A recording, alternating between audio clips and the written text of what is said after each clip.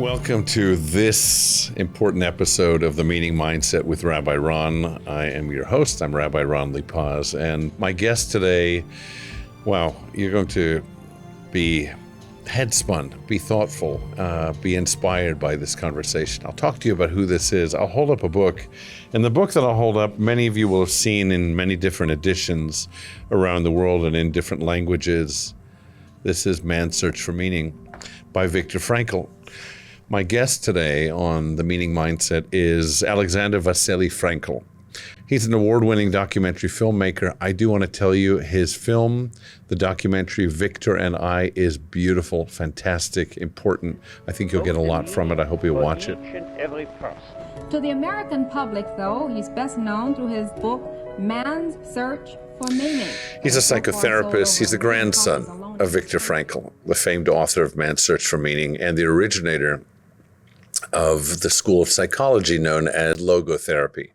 Alex is a licensed psychotherapist and co-founder of the Viktor Frankl Institute of America. In addition to his role, he passionately imparts knowledge as a logotherapy teacher at the online academy for logotherapy in Bamberg in Germany. Furthermore, he holds the position of head of the Viktor Frankl Media Archives in Vienna. Together with Pam Roy, he developed an online course called Viktor Frankl's Logotherapy, The Discovery of Meaning. Alex is in regular demand across the globe as a keynote speaker. There's more to his biography, as you might imagine. You'll see in our biographical notes more information. Now let's welcome our guest, Alex Vesely-Frankl.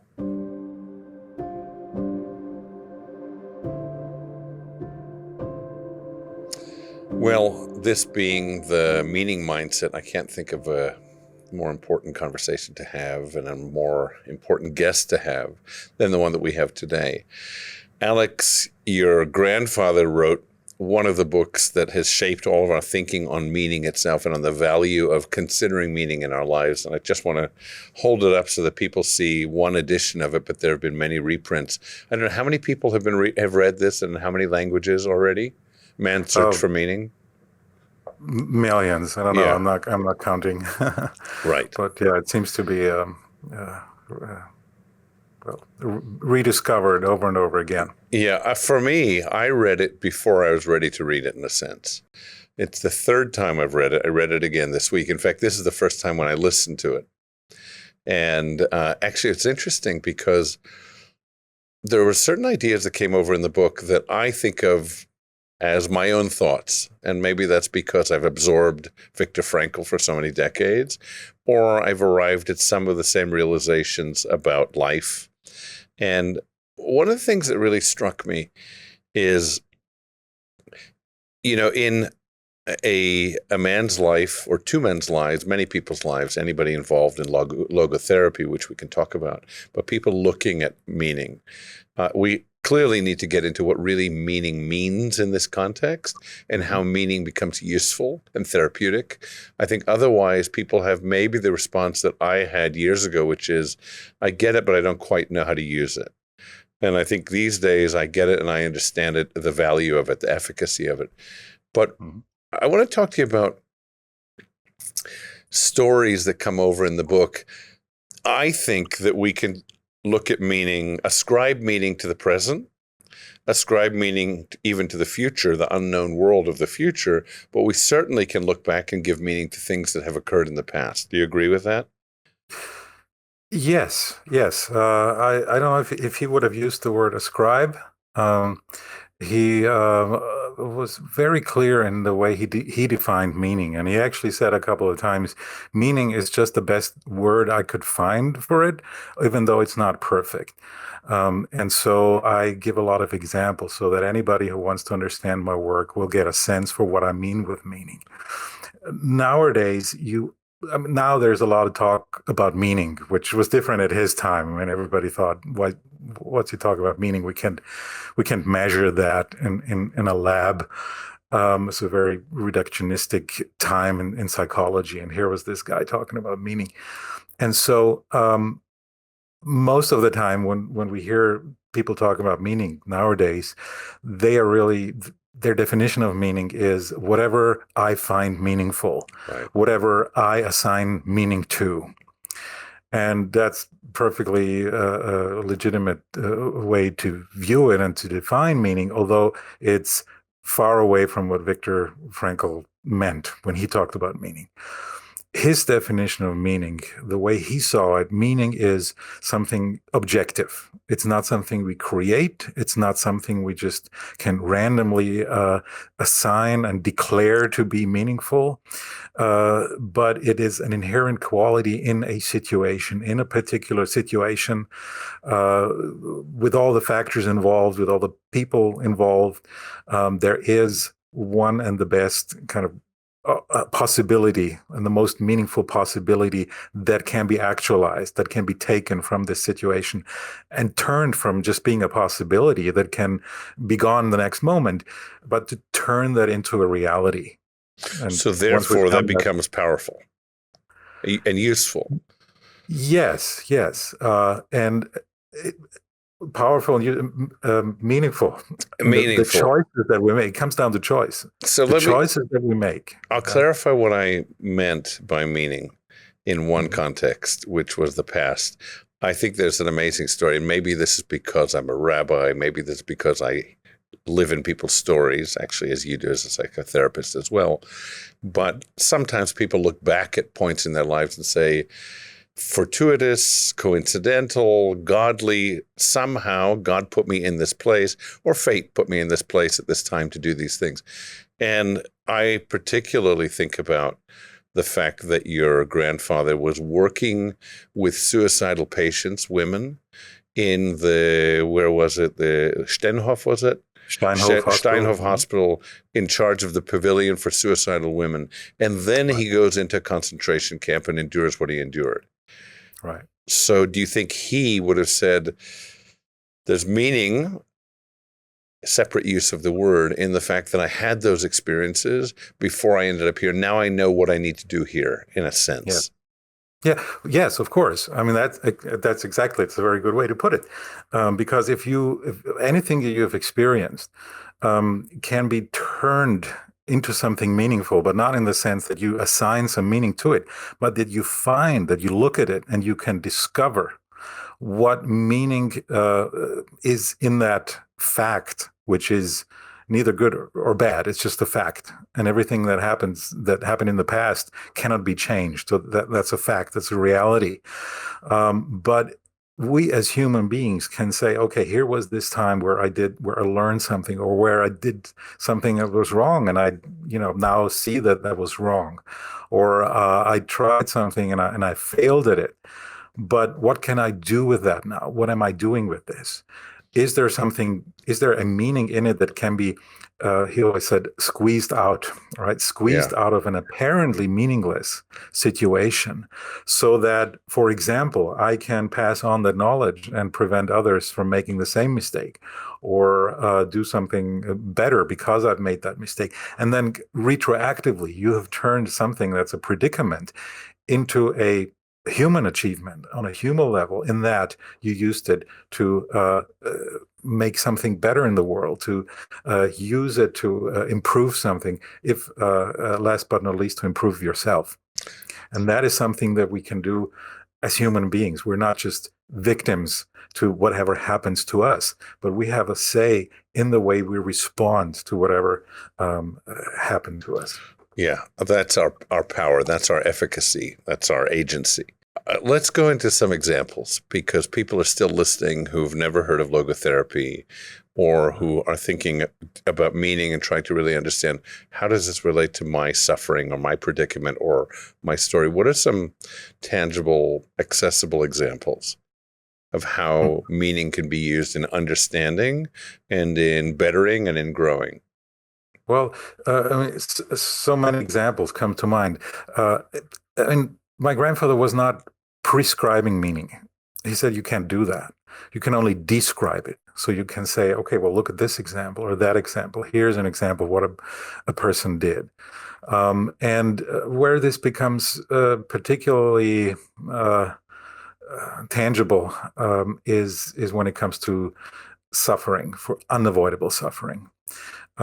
This is something where you cannot change anything about it, where you cannot do anything about it. Of course, and this is kind of goes without saying, in our Western tradition and culture, we emphasize very much on our creative values in the things that we can do. How do we want to change the world and make it better by our work, by the things that we do. And then there's also an emphasis on what we take from this world in the sense of what we experience. It can be beauty or truth or something that's good, and that makes life worth living too. And that can be highly meaningful to have an experience or experience someone in the sense of loving someone and recognizing their uniqueness and their potential. But sometimes both of these ways to actualize meaning are not possible. For example, when we're dealing with challenging situations, with suffering that cannot be avoided, some disease, for example, mortality, our mortality, or losing someone that we love. And then he'd say there's still a last way, and perhaps the highest, because it's the most difficult way to actualize meaning and to find meaning in a situation. And that can be in the way that we meet this suffering, in the way that we, in the attitude that we adopt towards our situation, towards the predicament that we are in. And in the way how we suffer, so to speak, we can still actualize some meaning. And so I'm reminded of an example of a nurse that was working in the polyclinic hospital where my grandfather used to work. And she had been a nurse all her life, and she got a bad diagnosis of a cancer, and that was inoperable. So she knew she had very little time left, and she was in despair, as one would expect. And she asked to talk with my grandfather, and he talked with her, and so he said something along the lines that, you're in despair, and that's understandable. And she said, yeah, I'm in despair, but not because I'm going to die. Really? Why are you in despair? Because I cannot work anymore, and I love my work, and now I'm useless. I have no value because I can't work. Now that's interesting. So you see, here's a person who has a connection with the world, with a value in that world, and that was her work. She loved her work.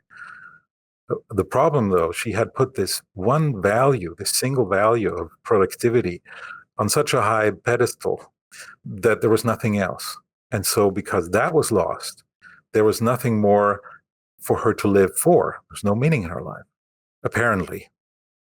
And that's what my grandfather called the existential vacuum, when there's nothing, right? Nothing to live for. And so that was causing her despair. And then he said, well, first he tried to push that down a little bit, that one value that was on the pedestal. And he said, well, it's great it's a great achievement to be very productive and to love your work. And a lot of people do that. In a way, that's nothing so special. Okay. But what is special? Someone who is willing to work, cannot work, someone who has lost that ability and has to endure the situation of wanting to work but not being able to, and doing that in a brave manner. Isn't that kind of a bigger achievement even? And she agreed with that. So he opened up the view, like there are other values as well. It's not just, human existence is not just defined by how productive you are. So she opened up her view, and then he asked her, don't you think that you're kind of doing that you're being dismissive, or that you're taking away from all the people that you have served so lovingly all your life, the sick? Why?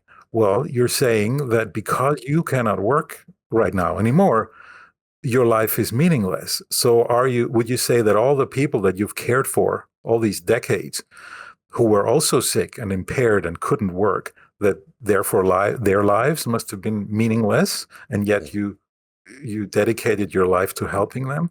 Aren't you doing a disservice to them? And she realized that was really what she was doing. because why would she treat them differently than herself? And if that was really her conviction, that life is only meaningful when you can work, then it kind of contradicts what she had done all her life and the people that she had worked with. And that insight turned her around, and she was no longer in despair. She was still suffering, and she still knew she was going to die. But the fact that you're suffering, the fact that you know that perhaps your life is not going to last much longer, does not automatically lead to despair. It doesn't have to. And as soon as the aspect of meaning comes in there, and meaning is always around, meaning possibilities are always around till the last moment that you live. And they can be realized, they can be actualized, these meaning possibilities. And she did that, and she died very peacefully. In your fantastic documentary, award-winning and wonderful documentary, which Viktor and I, honestly, I loved it. I thought it was just beautiful, moving and informative. Just people need to watch this. I don't know how many languages it's been translated in, but it should be watched. Yeah. There was a story in it that I remember, and it was about a 19-year-old or 18-year-old baseball player, Jerry Long Jr. Is that right? Am I remembering that name correctly? Mm-hmm. Can you share that story? Because it's a great example, and maybe you can tell even more than was explained in brevity in the documentary. Yeah. He was very special. And he was this young man from Texas, and this was the 1970s, late 70s. And he wanted to be a baseball player, and he went on this camp organized by the Houston Astros for the next generation of baseball players. And they were in a place where there was a shore, where there was water, and they were horsing around, and he jumped into the water from a high altitude, and he hit a cement bunker that was under the water that he hadn't seen. And he broke his neck, and he was no longer able to move any body parts, especially except for a finger. Mm. And so he was quadriplegic. And in the subsequent time, he, for some reason, got the book Man's Search for Meaning into his hands while he was in hospital, and he read it, and it resonated deeply with him. And so he wrote a letter to my grandfather, where he put in one sentence that my grandfather from then on used to quote, and they actually met, and a friendship started. And that quote was, "I broke my neck, but it didn't break me." Yeah. So you can be physically damaged. You can be psychologically damaged, right? If we're talking about people with mental disorders or Alzheimer's or whatever, our brain can become sick. Our bodies can become sick. But what cannot become sick is the human spirit. That part of who we are as a person. We have a body, we have a mind, we have cognition, we have emotion, but we are a human being. We are that person that is using this instrument, if you like, to express and communicate with the world. And disease does not do away with that aspect of human existence, with who we are. Viktor also referred to that as the noetic dimension, in order to make clear that he wasn't talking about spiritual in a religious sense, but in an anthropological sense. It can be it can be religious if you are religious. But he was a doctor, so he said, "I'm not going to go any further. I'm not going into the field of theology because I can't, because I'm a doctor." That's not to say that it isn't there. The door is open, so to speak. But I'm not making any assumptions because it's not my place as a doctor. But I can just say that it is there, and that this part, the essence of a human being, is transmorbid, which means it's beyond the aspects of sick and healthy. And it cannot be destroyed. It can only be disturbed in the way it can communicate with the outside world. And so Jerry Long, he turned his life into a different direction. He had to. So all he ever wanted to be was a baseball player, but that was no longer possible. So again, what's the meaning of the situation? And there are many things he could have done. And so what he did was he said, what else are my interests? What else are my talents? And he remembered that he was always good in listening and understanding concepts about the human mind and how people tick, so to speak. And that was another possibility that was unaffected by what had happened to him, that he could still actualize. And so he started to study psychology, which was, I mean, you have to remember that was the early 80s, so it was difficult, but he did it, and he graduated in a very short time from that, and he became a wonderful therapist, and one that people believed in, because that's also something, whoever you are as a person, if a patient coming to you, someone who's suffering, can see, okay, this is a person that perhaps knows a thing or two about suffering too, then everything they say has much more credibility. So does Jerry Long spend time looking at the foolishness of jumping into the water without testing it? Does he spend, I mean, we don't know what goes through a person's mind, especially with all the hours we have to think, but there isn't usefulness in saying, if only I hadn't, and if only I'd put a stick in the water first. We all have those moments in our lives. Of course. I don't think there's anybody in life, thank God. Certainly, there are few people who have had the kind of tragedy that Jerry Long had. If we want to call it a tragedy, I wonder if he would. Let's call it a life-altering event. But few people have had the suffering and prolonged suffering that your grandfather had, what he endured. And what's so amazing in terms, not only, and he talked about it so beautifully and eloquently in the book, the different levels of the experience, the components of the experience, what it was to be a prisoner imprisoned, what it was to be separated from his wife and his parents and his sibling and not knowing whether they existed or not still, but still that had a certain quality to it as well. But also the fact that it was not knowing what the end was. And he talks about the idea of a fiend, the end. And what does it mean when we don't know when it's going to end? He talked about that in relation to unemployment as well. One of the crises of unemployment is that the person doesn't know when it's going to end. That's a pain. That's a kind of suffering. Yeah. What do you think when you talk to, and I'm sure over the years you've met many people who have been survivors of the Shoah, of the Holocaust. Do you find that he's an inspiration still in these days, even beyond his death, to them? Victor said something, I'm not sure if I'm translating it correctly, but he said, suffering makes the world transparent, in that you see what matters and what doesn't.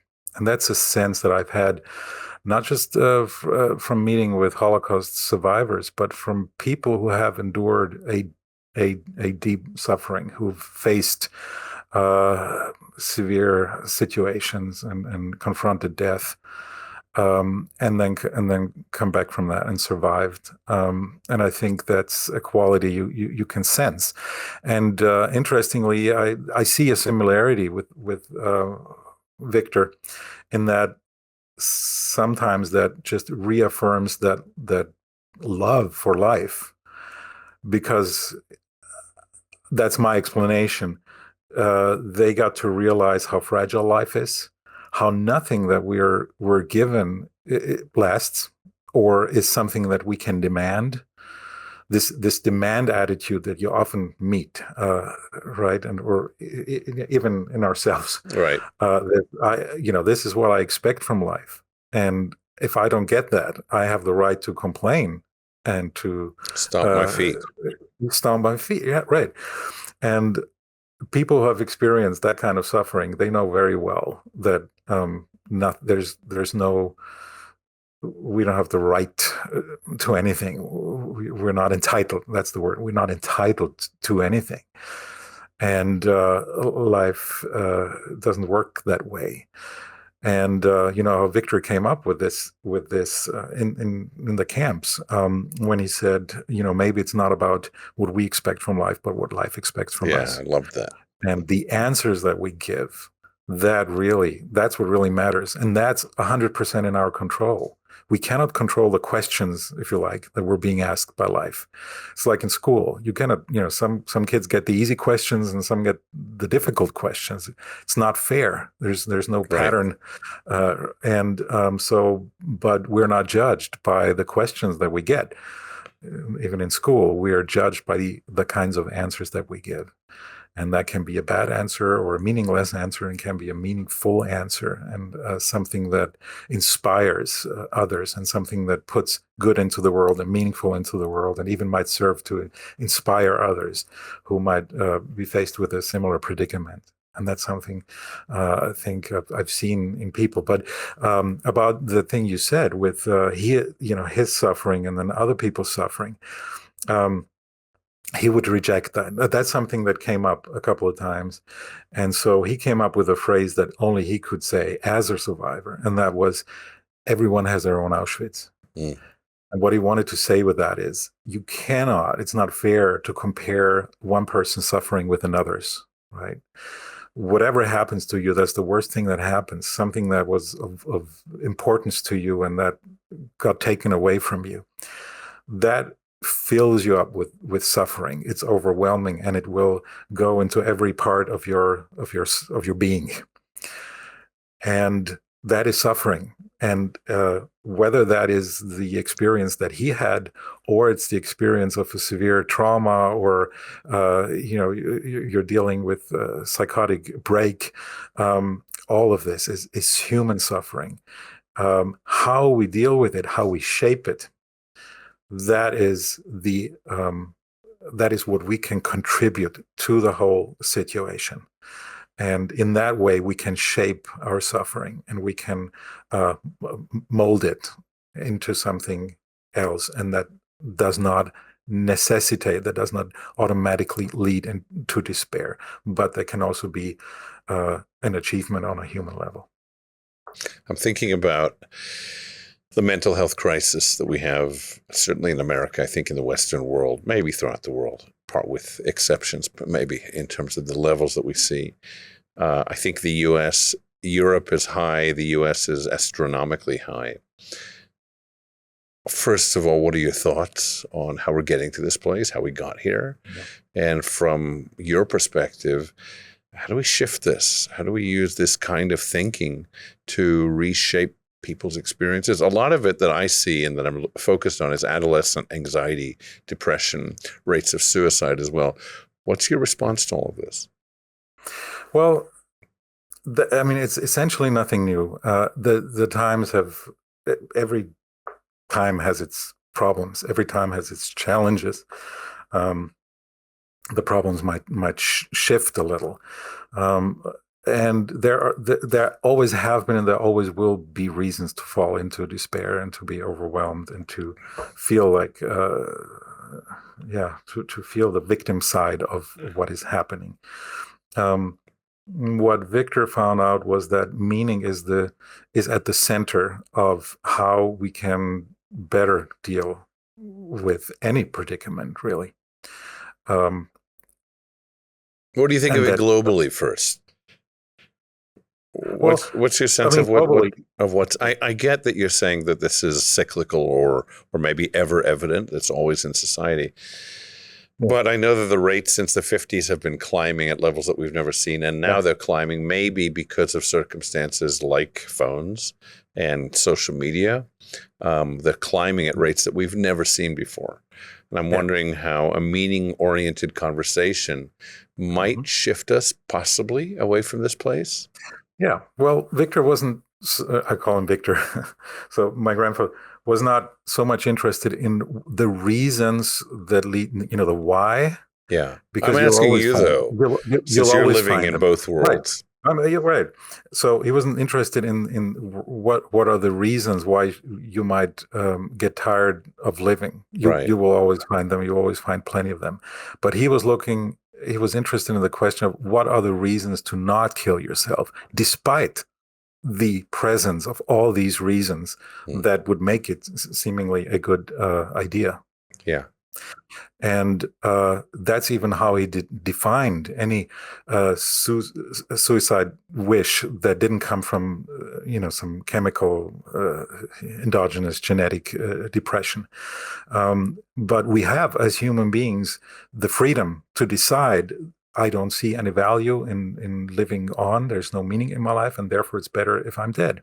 Now, the way Frankl described it was, he said, not every suicide happens because there is a lack of meaning, but every suicide might well have been prevented had there been an aspect of meaning, a clear meaning in view of that person, something that keeps them from just reacting to whatever is negative that's happening in their life, and saying, I can still go on despite this suffering and despite these problems that I have, because there is something that's more important, because there's something that still needs to be done, and it still needs to be done by me. Something or someone. There's some task that I could complete, that I need to complete, or there's some person that I love and that I want to be there for, or that I maybe want to take care of. And so to redirect that gaze from just the self and saying, this is all the things that happened to me, to what else is going on around me in this world? What consequences will my action have if, for example, I take the choice of removing myself from this world? What effect is that going to have, not just on myself, but on the world around me, on the people, for example, that love me, on the work that is that I've maybe started and could finish, right? He really turned it around. He said, not what's good for me, what makes me feel good, but what am I good for, what or who? And if something can be found, usually people refrain from taking their own lives. And he called that self-transcendence, the self-transcendent quality in us, where we say, I can distance myself a little bit from my painful situation, and take a look at the broader perspective and see, what have I overlooked here other than my suffering? Is there something that needs to be done, perhaps, and it can only be done by me? Something that needs me, something that's required, that requires my action. I mean, I could give a religious overlay and say that every one of us has a distinct role in this world. And Absolutely. You could say, well, that's not necessarily only religious, but I could say certainly from a religious point of view, there is the view certainly that you and I are placed in this world because the world needs us to exist in this time period. So that's one way to think about it. And that's where logotherapy leaves the door open, to say it's essentially human to transcend oneself.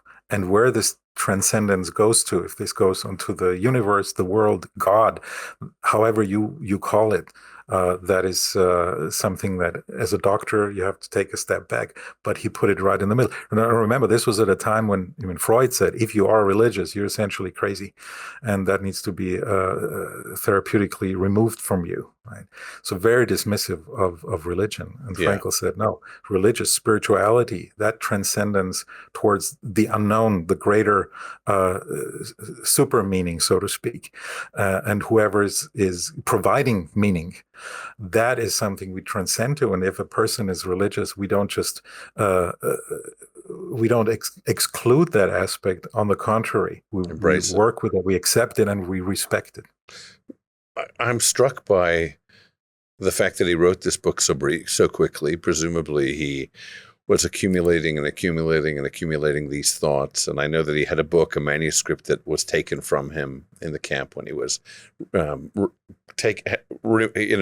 essentially of his clothing and his belongings, his identity.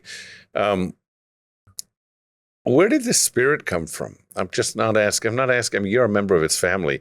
What do you know about his parents, his childhood? How did this man come to be? It seems like from page one and the first moment, his first encounter with the suffering of the Holocaust and camp and losses, that he had a certain dignity, certainly, but a resoluteness. There was a sense that he was a man with purpose, placed in a place where he had to think about what is going on around me and how do I understand it and how do I not only, I was going to say make meaning of it, but that has value as well, but Find meaning in it. find meaning in it, and how can I be of service to the people around me? This wasn't an ordinary life he was living. Well, it's a very good how you define that. I think that's exactly it.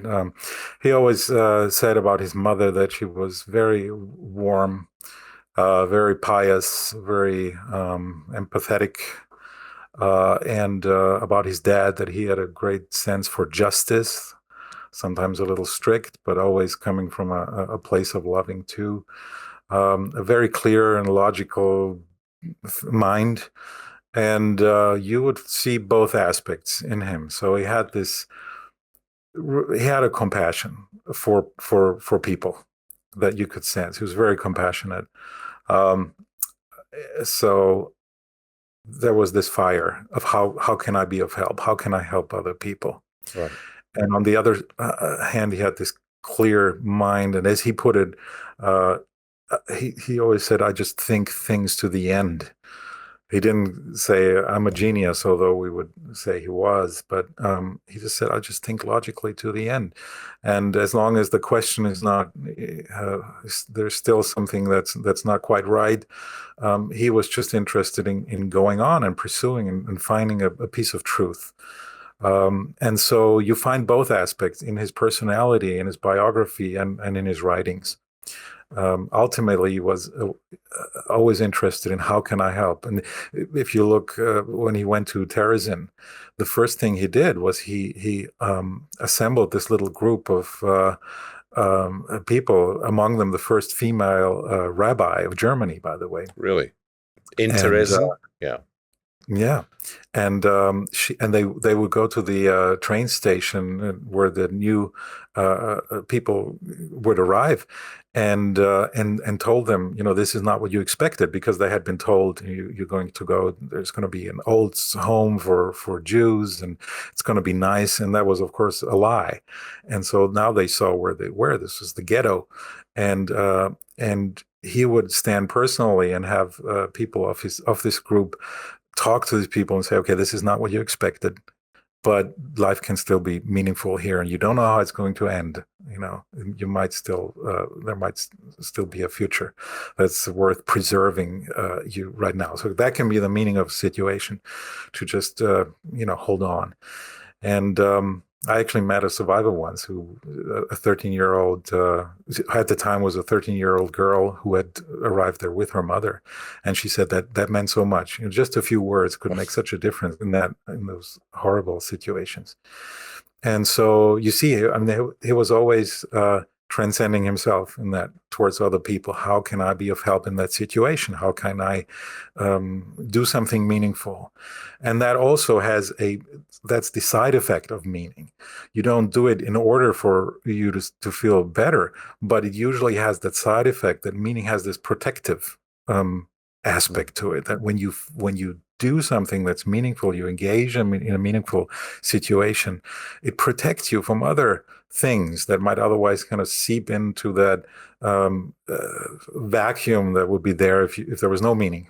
In what way? I think I understand you, but I want to make sure that everybody has an understanding of what you just said. Yes. Well, you said before, you never really thought so much about meaning, and he would affirm that. He would say, absolutely, and you don't need that. You don't need to read my books. Meaning isn't something that I invented, but usually we don't think about it because it's there. It's sort of like oxygen. We do meaningful things, and we just breathe, and then everything is fine. We usually start to think about meaning in the moment it's lacking. Like we notice when oxygen is lacking, things turn bad. And oftentimes, most of the times, we start to think about meaning and question meaning when something's going wrong in our lives, when we don't see, where should I go now? Is whatever I'm doing, say a job, right? Is that still meaningful? I have a relationship. Is that a meaningful relationship? Or are my activities meaningless? And because we have this longing for meaning in us, we will always try to orient ourselves towards meaning and to do what's meaningful. And when we don't, we'll notice it. And we become sort of, it's like a little bit of weakness of our immune system in a spiritual sense. And then sometimes because we don't like nothingness, we don't deal well as human beings with vacuums. We try to fill it with more of whatever, just to not sense this vacuum, and that can be, extreme consumerism. Shop till you drop. Right, that was a slogan.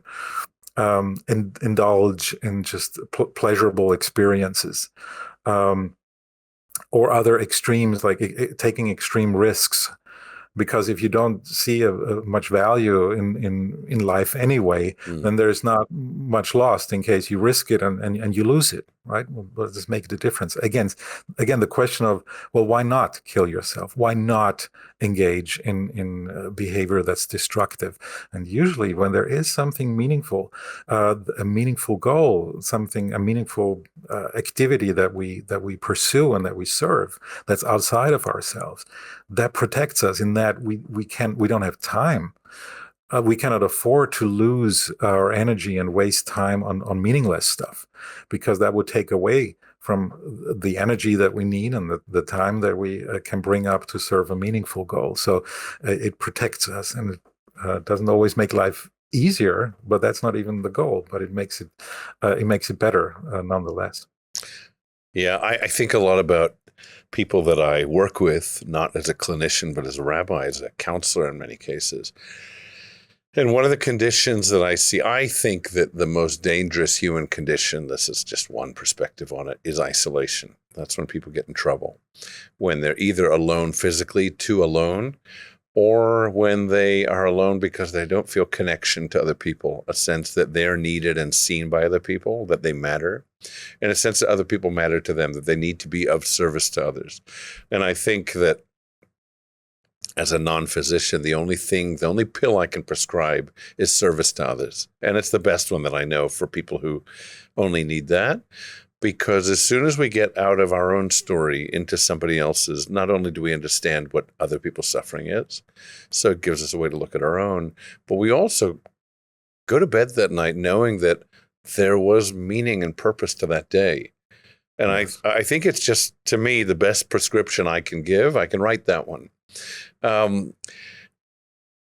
Again, thinking about the day-to-day life of people, we're living in a time, you talked about shop till you drop, consumerism, replacing things that have meaning. We're also living in a transactional time when people are saying, I need, how much do I need to give? And then I'm out of the relationship, right? What am I getting from it? People are often asking, what value is, what's in it for me? WIIFM is kind of the key question people ask. In business, one of the questions you ask is, what will people ask is, or answer is, they're getting out of it? That's a challenge to all of this. Yeah, it is. It is a challenge. Yeah, I just had the other day, I'm teaching logotherapy, and just the other day I had a student, it was a psychologist, tell me, it's the first semester, and say, there was a back and forth with questions. And then I said, so basically you're telling me forget every motivational theory that I've learned so far in all the semesters that I've studied. And I said, well, yeah, because it's exactly right. I mean, this thinking of what's in it for me, that goes back to psychoanalysis and Freud, who started it all, and that was a great achievement. But there were some aspects that where he was wrong, and I think he knew that better than many of his followers, who are often more extreme than whoever started a school of thinking. But this idea that ultimately everything we do is just to somehow serve our own ego, and to dismiss anything that when somebody says, "Oh, I do something good for the sake of doing something good, so that it's better, that the world is a little better." To not accept that at face value and say, no, behind every such motive, there has to be some selfish motive that is yet just there for the ego to be served with as much pleasure as possible, or with homeostasis, meaning the balance, to put something in balance internally that's been put out of balance. And Viktor said, that is so dehumanizing. and that is so the opposite. That is so the opposite of what's true as to who we are as human beings. That doesn't mean there isn't the aspect of ego, and that there isn't the lower motivations and the drives and instincts that want to be abreacted, Sure. and the behaviors that we have learned and we just do because we learned, okay, this is good, and then it will get me some rewards. And if I do more of that, it will get me more rewards, and that will make me feel better. All these aspects are true, but the mistake is to generalize and to say, this is all. There's nothing else but this.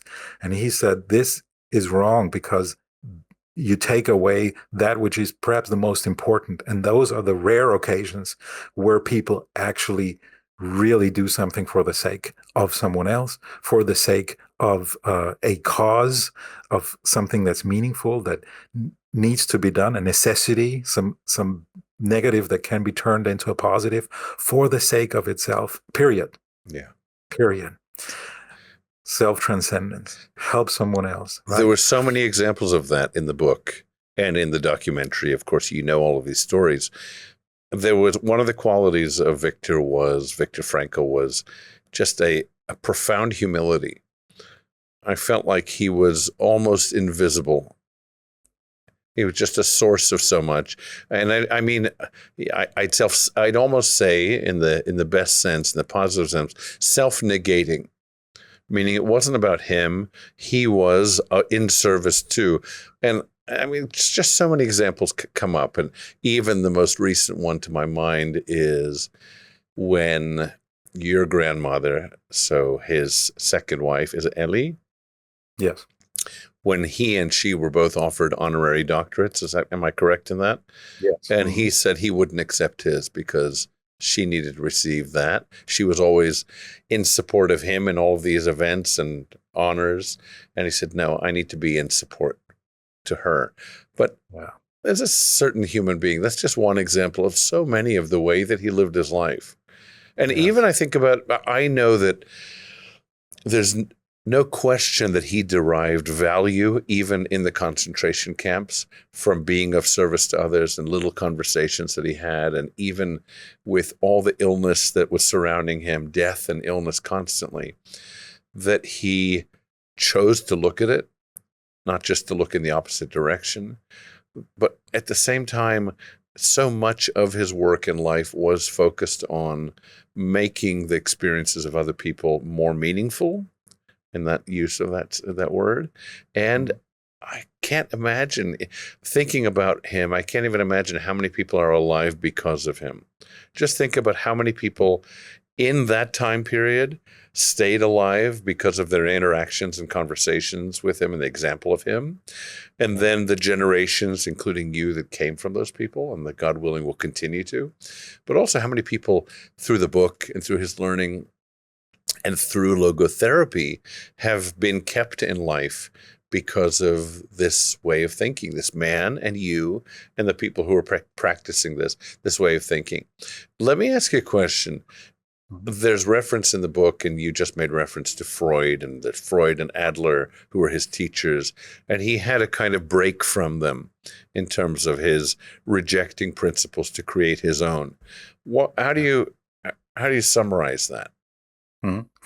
Yeah, the way he would summarize it to make it very simple. So he said the basic motivational theory. Now, this is very simplifying and doesn't do justice to the work of these pioneers, but it's essentially something that you can define. That Freud said ultimately what motivates us is pleasure or balance, and his disciple Alfred Adler said basically what motivates us is power. He came up with the idea of the inferiority complex, right? So that we feel weak and insignificant, and so that our central basic motivation is to overcome that and to grow into the strongest and most powerful version that we can be. And along came Frankl, again a disciple of Alfred Adler, and he said, no, the central motivation in life is to find a meaning and to fulfill it, to find meaningful tasks and to fulfill them, and not so much to care about what is the effect that on me? What's in it for me? And the moment that you ask that question, that is already, you're already turning into the neurotic side too much when you make it about yourself. Because even if we would be able to reach that moment of bliss, of perfect happiness, of perfect balance, which is virtually impossible, but say we would reach that thing that Freud put on the pedestal, right? It's like, okay, you've reached that point. Would that be so great? No, we would be bored to death immediately, right? If everything was fulfilled. And I mean, and that happens, or you see people who achieve much in life, say professionally very well, and in their by the time they're 20s, 50, 30s, yeah, they reach or and they know, billionaires in their 20s. or their 20s, Yeah, and they know right. the road ahead is one of that's going down now. They've reached the peak, right? So what next? What now? And if you don't think in the self-transcendent way of what am I going to do? What am I going to live for? What can I do with all these experiences and the means and the things, power, for example, right? To gain power, what's the meaning in that? Maybe in the form of money, right? What do you do with that? You're going to sleep on a heap of money, or you put that on your gravestone? He had a lot of money. Where's the meaning in that? But all the things that you can do if you have those means, if you're lucky enough to have them, to transcend yourself and change something in the world, for example. And that makes all the difference. So, but meaning is always there. And I think that's the good message. That's the uplifting message. And the moment we fall back to ourselves, we really have missed that meaning. It was compared with a boomerang, and it was said a boomerang, it's not supposed to come back. It's supposed to come back if it misses the prey. Oh. Then it comes back, and it's sort of like our attention, when we don't find something that's meaningful to do with our lives, we kind of fall back to this, oh, well, at least, if life is meaningless, at least I want to have some fun, or I want it to be comfortable, or I want to have a lot of power and status, and or numb myself constantly. Be respected, right? Yeah. But those are essentially meaning substitutes, and they have no aspect that's self-transcendent, and therefore they're unfulfilling.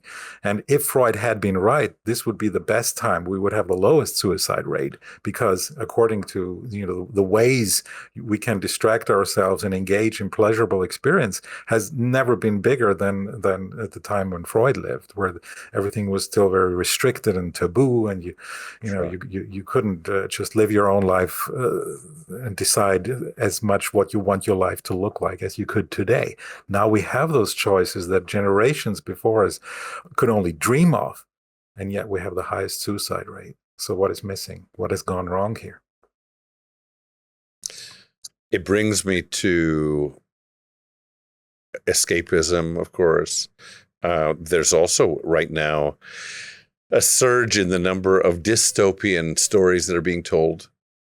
If you look at young adult literature, especially in English language literature, maybe that's again the world over, so many of the stories are dystopian. So little is uplifting. So there's something, again, that's shifting in relation to what we have and what we're able to do right now. You're talking to a big fan of science fiction literature, so yeah, I agree. I want to ask you about another issue, which is addiction. How do you approach addiction from this perspective? Well, addiction, in the practice, there are many aspects to it. So you have to keep in mind that addiction, when it's substance abuse, there's also the physical aspect to it, which ultimately limits that freedom that we have as human beings. Now we're talking about I call it the instrument, the psychophysical. And as long as our bodies are functioning well and our mind is functioning well, cognition and emotion, we have a lot of choices. We have a lot of freedom in the way we want to interact with the world and express ourselves and put things into this world and take things from this world in the sense of experience. But what drugs do is they limit that. They limit the amount of freedom further and further. And so then it becomes very, very difficult to do meaningful things when you're constantly being drawn back by the addictive circle. But still, there is this element of freedom. And so, what is it that keeps, for example, people who have overcome addiction, who have been alcoholics, and they stay dry? Right. What's the big difference? What is the factor? And again, it's meaning. So to just stop, say, drinking, stop taking a drug, can be I mean, it's sort of like the New Year's resolution, right? You say, I'm going to stop eating candy or whatever, and that goes well for a while, but then the seduction becomes too big, and it's really that on steroids when you think about drugs, addictive substances, and how to even function normally without that substance. And that's where meaning becomes the number one factor. So there has to be a strong what for am I going to go give up this on and give this up, which is hard, and which means withdrawal symptoms, dysphoria, right? Anybody who's been working on alcohol, if they stop, they will not feel normal like we would, but they will be depressed. And the uncertainty, no one can tell how long. That can be a month, it can be a year or longer. So to say, I'm going to go through hell for a year and feel miserable and still continue, is almost impossible to do if you don't have a good reason, if you don't have a strong reason, a strong why, a strong what for, or for whom. And to give you a little example, my teacher, my grandfather's best student, Elizabeth Lucas, she once had a patient who came in and said, I want to stop smoking. I've tried everything, and now I want to try this logotherapy thing. And she said, okay, well, why would you want to stop smoking? And I said, well, it's not healthy. Okay. Maybe I'm going to feel better if I don't smoke. Okay. And she went on, and she wouldn't accept until one of the reasons that came up was, I have an 8-year-old daughter, and I think if she would see that I'm smoking, maybe she will repeat that and pick up that habit one day in her life. And I don't want her to do that. Now, that was the first reason that was self-transcendent. Everything else was, I will feel better. Okay, right? But I also feel good if I smoke. So you can't build on that. You can't structure your life on just feelings. Feelings come and go. They change. We don't always know why. But here was a meaning. Here was a value that he was connected to outside of himself.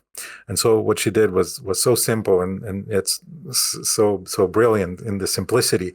She said, well, do you have a pack of cigarettes? Yes, I do. Well, please hand it to me. And said, well, do you have a picture of your daughter? And he took out his wallet and he gave her the pic. Well, give it to me. Okay, so she took that, and she took a stapler and she stapled that picture onto that pack of cigarette and handed it back to him. That was the therapy. He came back about a year later, smiling, and he pulled out that pack of cigarettes out of his pocket, and he opened it and said, every cigarette is still in there. Yeah. So what happened, every time he was tempted and he would pull out that pack of cigarette, he would see the reason why not. Again, there are many reasons to succumb to despair and hopelessness or aggression or addiction. There always have been, and there always will be reasons. But why not? That is the interesting question. What can I hold against that urge, that temptation, and decide to make a more meaningful choice? So not everybody has that why not, the most powerful one, which is somebody relies on me and somebody loves me and I love somebody. So how do we build that? Everybody can find it. Everybody can find it. So can they? That's my question. There are people who are isolated and alone. So yes, they can find it. In that they can go into community, they can go into the company of other people and build relationships. Is that what you mean by everybody can? Well, I would even open this up further. There are people who are doing very well in isolation. There are people who don't need a lot of social contacts. I mean, it's rare. I can't relate to that, and maybe you can't either. But there are people who are very well doing on their own, and they can do things that are meaningful. That perhaps there are some jobs that require a lot of time on people being on their own, and they can do that, for example, better than someone else who is more social. I can think a lot. If you look hard enough, and that's the thing. The search for meaning is an ongoing search. When he talked about meaning, he wasn't talking about the big meaning necessarily. I mean, it's connected to that, right? But the meaning of the moment, the meaning in that situation, who am I as a person? And if I see a person drowning and I don't know how to swim, jumping into the river too is not going to be meaningful. And you have two people drowning. Yeah. But I could call 911 and they could rescue. So the meaning possibilities are never zero. They never fall away. They just change, even in a crisis. And sometimes that's how a crisis can even become a springboard for a better future. As we mentioned in the beginning, where people say, well, I didn't expect that. I didn't want that in my life, but actually it has brought me to a path that is even more meaningful than had I continued on the kind of path I was on before. So it seems like it's something that needs to be reinvested and reinvestigated. As you say, it's not what we'd say one and done. I found the meaning and I'm done. You need to keep searching. Yes. Yes. Yeah. What is the meaning in this situation? So we could even say right now, what's the meaning for you and me? We have lots of possibilities, right? I could say, well, I'm tired. I'm going to go to bed. Or I could watch a movie. It's the end of a long day. But instead, I've decided, okay, I'm going to try to best relate the knowledge I have about logotherapy to you. And you decide to ask me good questions. When we make this choice, often we don't think about it, right? And we can never know 100% for sure if that was the best choice, really. We might look back and say, well, I really should have taken that time off or something. Right. But that's the condition humaine. That's the human condition. And it usually doesn't become so much of a problem in the psychological sense when we err, when we still try to figure things out, when we follow our conscience and then find out that maybe we were wrong, is not as critical, is not as bad as if we know in our heart, when our conscience tells us you should be doing this or that now, and we compromise, or we say, well, I'm just going to take the easy way or the more comfortable, or sure, I'll just do what others expect from me to avoid conflict. That weighs much heavier on people's souls in the end than making a wrong choice here and then, which is inevitable as we are humans. Right. I want to ask you, or actually refer to a couple of direct references that really move me in the book every time I've seen it and read it. One was the Goethe quote that he has requoted and used for his own use, which was, when we treat a man as he is, we make him worse than he is. When we treat him as if he already was what he potentially could be, we make him what he should be. Just a fantastic way of thinking about one another. And the other thing, going to the beginning, as we come to the conclusion of the conversation, which I'm really enjoying, Alex, thank you. So I'm glad you stayed awake. Likewise. You could watch a movie another time. Really appreciate that. In the preface, I think, to the book, or the introduction, there is the story of your grandfather, and Viktor Frankl had an opportunity to leave Vienna. He was already getting a reputation for himself, and he could have gone. He was even given a visa to leave, and he didn't. Can you just tell that story, because it's gorgeous and somehow epitomizes who he was and how he made decisions and lived? Very moving. Yes. Well, so he was notified that he was given the visa, something he had hoped for, that he applied to, and he could go to America. This was before the start of the war. Yes. Yeah. So this was in the war. Yeah. Oh, in the war. Excuse me. I think it was 1939. Okay. So the war had just begun. And so he was given that visa, and he could have escaped, and he was happy, and his parents were happy for him. But then he realized what this actually meant. Because he was a doctor, he had some special rights and privileges, because doctors were so needed, even under the Nazis, that doctors and their families, at the time still, that was soon to change, but at the time, doctors and their families were protected from deportation because they needed doctors. And he knew that if he now went to the States, he would no longer, that protection would lapse for his parents, and they would be exposed and deported, likely very soon. And so he said this was really not an easy decision. Should he save his own life and emigrate to the U.S. And not just save his own life, but save his work. So he had already, logotherapy was already a thing that he had put together. He had the manuscript for his first book, and he saw that it worked and it really helped people. And so here was this chance: save yourself and your work and go live in the US and publish there and continue to do what you're doing and help a lot of people, or protect your aging parents that depend on your deportation, on the protection.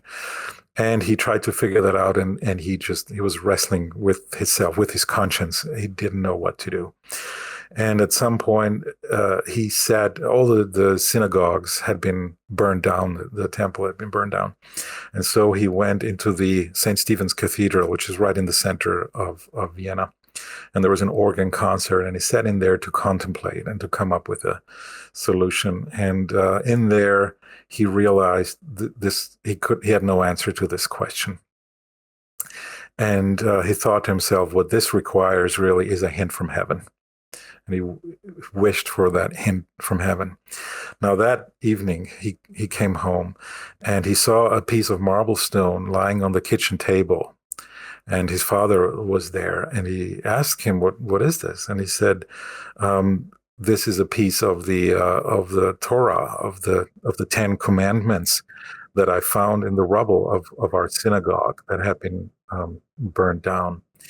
And I said, "Well, that's interesting." And he said, "I saw this as a piece, that's holy, that I can't just leave on the ground. So I put it in my pocket, and it has a Hebrew letter, and it belongs to one of the 10 Commandments. And you know what, Victor, I can even tell you which commandment that belongs to, because this particular letter is only present in one of the 10 Commandments." And Victor said, "What is it?" And you know it better in English. So honor thy mother and thy father. Yes. And so that moment he decided to let his visa expire and stay with his parents. Now, if you ask me personally, having known him, I think he would have made that decision anyway, because he always put people first, and I think especially family. But it shows you. He was personally, he didn't put religion in his work because he said, I can't. I'm a doctor. This is not the place to put it. He himself was deeply religious, and his belief was only fostered actually through the Holocaust, and especially with what was to follow.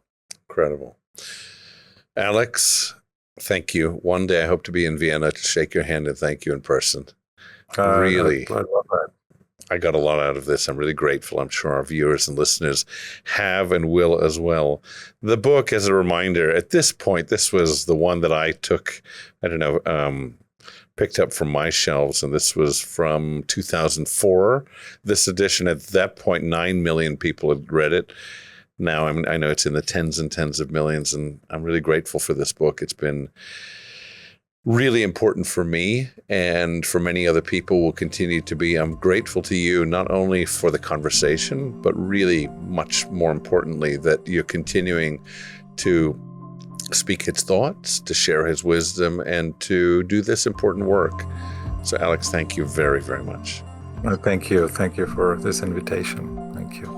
Our producer and editor is Jonah Lee Paz. Our musical theme is composed by Amotz Plessner, and our logo, graphic design by Janice Rudnunski. Find us wherever you find your podcasts.